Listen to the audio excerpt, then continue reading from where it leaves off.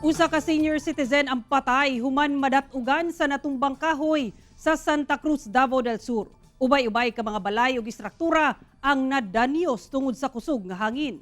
Ani report ni Argil Relator. Nadatugan nga mga balay sa natumbang punuan sa kahoy ug nangalangkat nga mga atop. Pipila lang kini sa danyos nga gibilin sa paghapak sa kusog nga hangin sa pipila ka barangay sa Santa Cruz, Davao del Sur, Miyerkules sa hapon. Patay sab ang 67 anyos nga lalaki sa barangay Sinoron.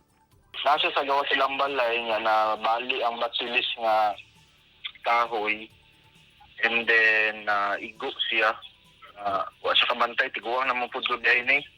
Sa barangay Zone 1, 8 ka balay ang nadanyos human natumbahan og punuan sa kahoy. Usa sa barangay Zone 2, 4 sa barangay Zone 4, 3 sa barangay Coronon ug usa ka classroom sa barangay Darong.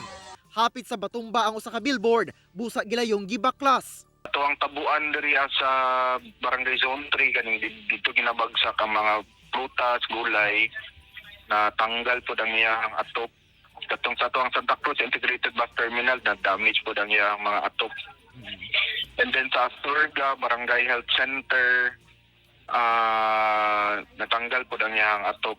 Ang ato ang Municipal Treasurer's Office po diay natanggal ang iyang kaning samin. Martes pa kuno sa gabi, nagsugod ang paghapak sa kusog nga hangin. Epekto gyapon kini sa low pressure area.